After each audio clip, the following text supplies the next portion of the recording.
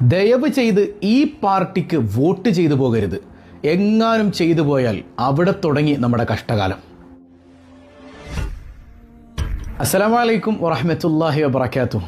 പ്രിയ സഹോദരങ്ങളെ, തദ്ദേശ സ്ഥാപനങ്ങളിലേക്കുള്ള തിരഞ്ഞെടുപ്പ് കടന്നു വരികയാണ്.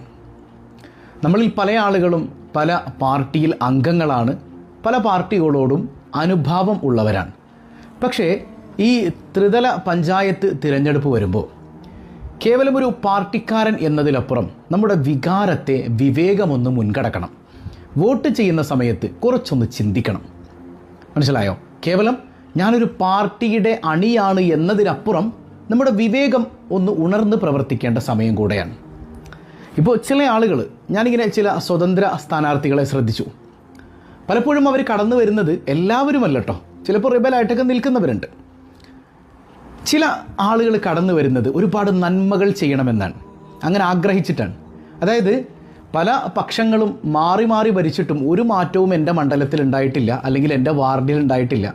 എനിക്കൊന്ന് ഇലക്ഷന് നിന്നിട്ട് എങ്ങനെയെങ്കിലും ഇവിടെ ഒരു മാറ്റം കൊണ്ടുവരണമെന്ന് ആഗ്രഹിക്കുന്ന ജനങ്ങൾക്കിടയിൽ ഇറങ്ങി പ്രവർത്തിക്കുന്ന ഒരു മനുഷ്യൻ. പെട്ടെന്നൊരു ദിവസം സ്വപ്നം കണ്ടിറങ്ങി ഇലക്ഷന് നിൽക്കുന്ന ആളെക്കുറിച്ചല്ല ഈ പറയുന്നത്. അങ്ങനെയുള്ളവർക്ക് വോട്ടും ചെയ്യരുത്.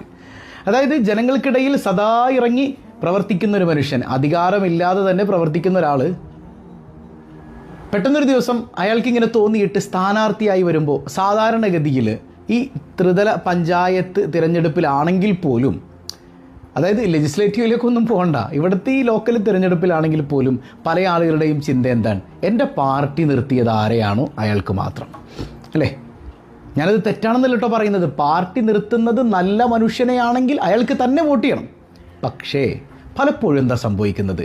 അങ്ങനെ നന്മയൊന്നും നമ്മൾ ശ്രദ്ധിക്കാറില്ല. എൻ്റെ പാർട്ടി ആരെ നിർത്തിയോ ഞാൻ അയാൾക്ക് തന്നെ വോട്ട് ചെയ്യും, ഞാൻ പാർട്ടിയുടെ ആളാണ്.